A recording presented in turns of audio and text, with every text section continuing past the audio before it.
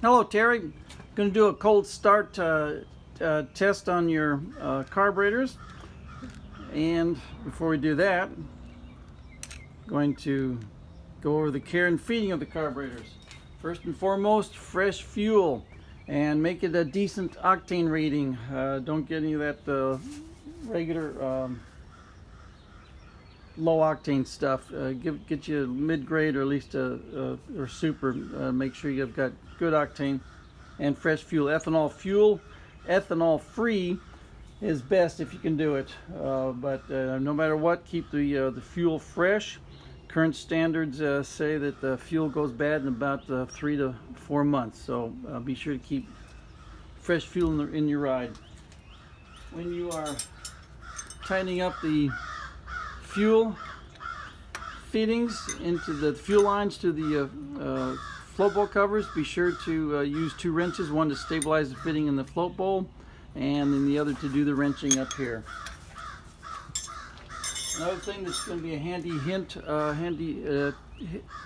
hint for installation are 1/4-inch drive wobble sockets. They're great for getting up underneath here and attaching or securing the carburetors to the intake manifold. Another handy hint, before you tighten down the carburetors, get them to where they're installed but loose, and then put your airlog in place over these studs. I'll install the studs later, but put your airlog on top of the carburetors, make sure everything lines up, and then snug down the carburetor so that they don't move, and you can pull your airlog off and you do the final tightening, because otherwise it's possible to get these out of alignment enough that your airlog will not fit, and then you have to end up loosening the carburetors and reinstalling the air, and arranging things so the airlog fits better. Being attacked by murder of crows.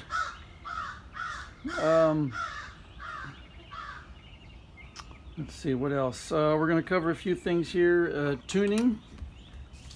We're going to be tuning with the idle mixture screws right here, and then the first barrel. It only idles on the first barrel of each carburetor, so this screw right here is a dummy. It doesn't do anything, so don't mess with it. And this is where you do your adjusting to get your best running of the best idling on your engine. I'm going to tune it to my engine, but you get to adjust it when it gets on your engine. The other adjustment is your idle speed, to what your car's engine is going to be idling at. I'm going to use this engine analyzer right here to get the best idle speed and get the best running in terms of idle mixture screw, because you can tell by the RPM drop when you get your best idle speed. You can use your tachometer on your car, obviously. Choke linkage. These are adjustable, so you can line up your choke levers with your cable. You have a little bit of adjustment here to get these things in alignment for the wire. Be sure to lubricate your choke cable as much as you can. This is a really goofy operation. You're pulling straight up. While you try to pull straight up with the wire, your choke levers are coming out in an arc, and then you got about 3 feet of wire that you're pulling through the sheathing, and so you need as much help as you can. So make sure everything's lubed up and make sure this is in alignment. Throttle linkage. You're going to make sure you've got your throttle linkage all set up properly, so that when you snap this ball into place right here, the idle does not change. And then when you tune the carburetors, you need to have this disconnected so that you have your carburetors are separate from each other, running independently, and you can adjust each one, and then you can snap your linkage in. I'll give you linkage specifications. Your best method of tuning these things is the BK 1 through 35, the synchrometer. These things are available online. Everybody sells them. And right out of the box, this fits the throats. And what you're going to be doing is we want to have minimal airflow through here, which is going to be due to the machine work that's been done. And then we want to have uniform airflow going through here, which is adjusted here with your idle speed, and then of course mixture control right there. And you want to have this to be uniform, so they're both carburetors are doing the same amount of work. Let's see here, what else? Yes, this guy right back here. This is a tough concept sometimes to comprehend. We have a set screw right here, and then a lock screw, and this is a set screw that goes it goes down and just barely touches a pin that's attached to the second barrel. And this part right here is attached to the first barrel. And what this does is when you fully open up all 4 barrels and then you chop the throttle, this set screw right here hits the pin down here and artificially closes the second barrel. And you have to have that set properly so that you don't have too much tension on this lever, on this set screw right here. So if you notice, I have just enough, this thing just barely moves. Just barely moves. You will be able to hear it better when the engine's running. And you don't want it this too tight, because if you screw it down too tight, it forces this throttle, that plate butterfly closed, and then it starts to open this one artificially, which will mess up. You're trying to get a uniform idle out of each throat. Right over here, G55. This is your idle jet. If at any time the engine will start but it won't idle, but you can rev it up and then it'll die. The G55 is at fault. All you do is unscrew it and take out the jet, and you get the little teeny hole that's in the end of it unclogged. In fact, I can do it right now. This is not the right size screwdriver for the job, but it'll get the job done. It'll demonstrate what I'm talking about. You just unscrew this.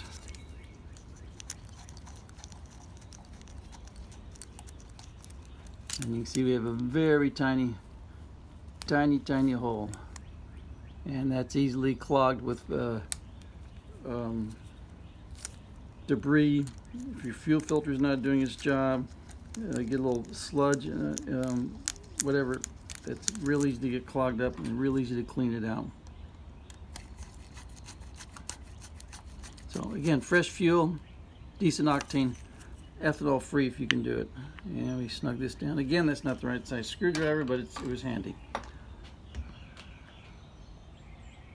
Okay, let's get repositioned where we can see all the barrels here. You see there.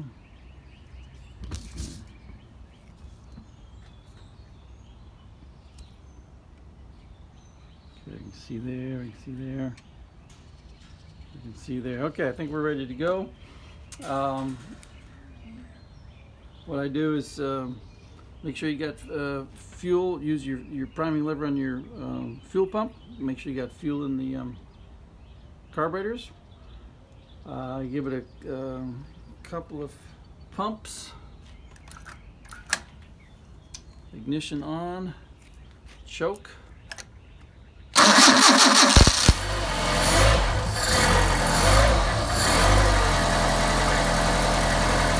And then in order to tune the carburetors, we need to get them warmed up.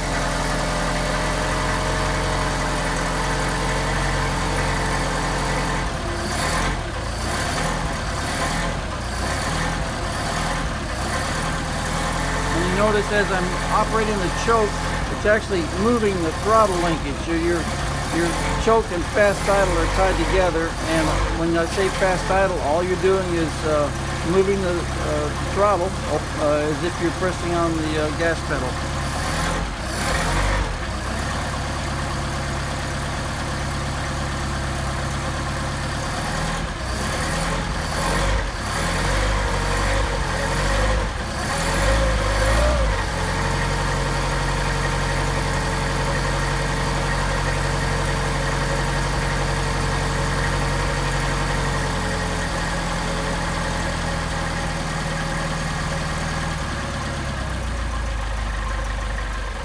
How about that for cold idle? Now the idle, it's only running about 500 RPM. Its idle is going to change as it warms up. That's why we warm up the carburetors and the engine.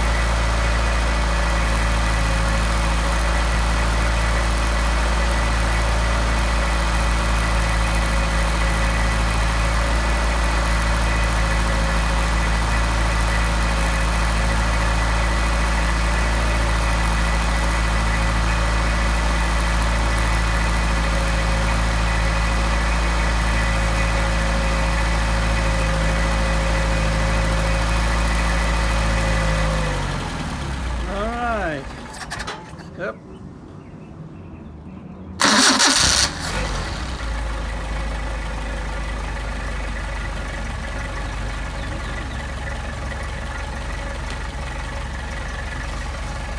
Got a low idle.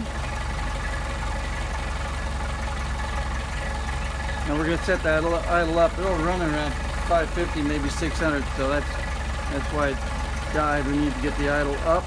But I'm going to show you how well it idles, low idle, which is due to all the good machine work, and get everything adjusted. And I'm going to use so what I'm going to do now is disconnect the throttle linkage, so these are running independently of each other. Keep a hold of this one so the engine doesn't run away.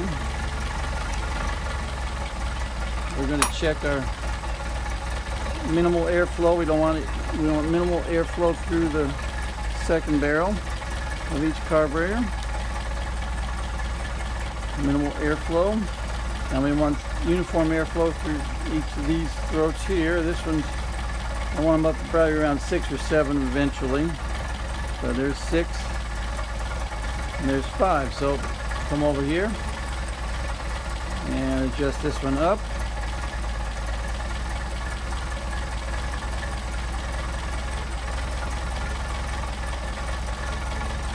Now we got 6 there. 6 there, and we're going to adjust our idle mixture screw. I'll show you first. If I screw it in, how the engine stumbles, you can hear it.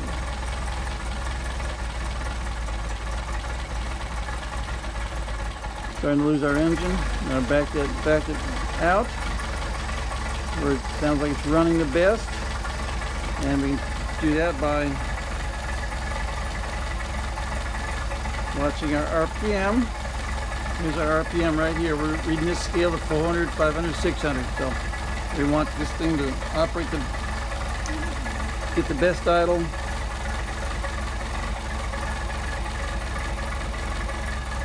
You can see the idle dropping. Back it out.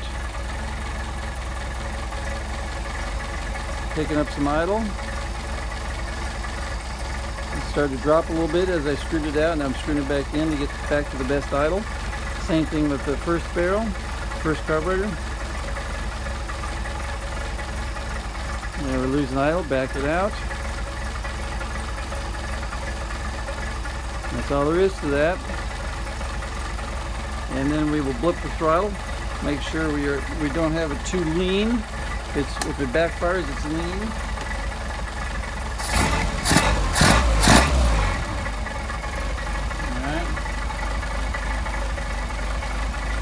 Now we picked up some idle there. That was all due to the linkage. So I just disconnected the linkage again.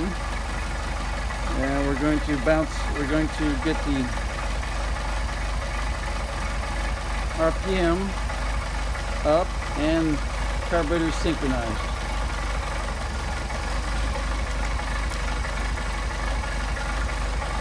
Alright, so we're up still around 6. Around 6. Let's bounce it up to 7. Which will also give us a better idle, the more correct idle. Factory recommends 750. So let's keep going up.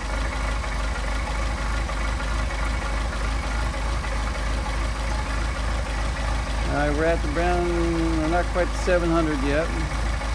So we're running 6, 7, 8 there. Almost 8 there, so we get this one a little bit more. Actually 650, 675 sounds great, but we'll get up to 700, which is not a bad idle. Okay, we're up to 700. 6, 7, 8 there. 7, 8 there. Okay, good. Now we're going to try to attach our throttle linkage. Now this is why we've got a turnbuckle back here,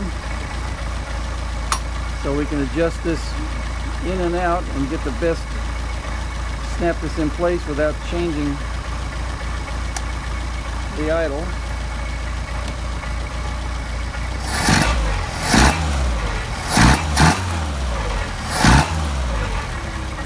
Okay, got your nice set of carburetors.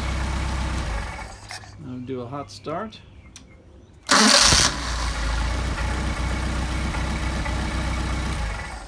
Terry, got you a nice set of carburetors.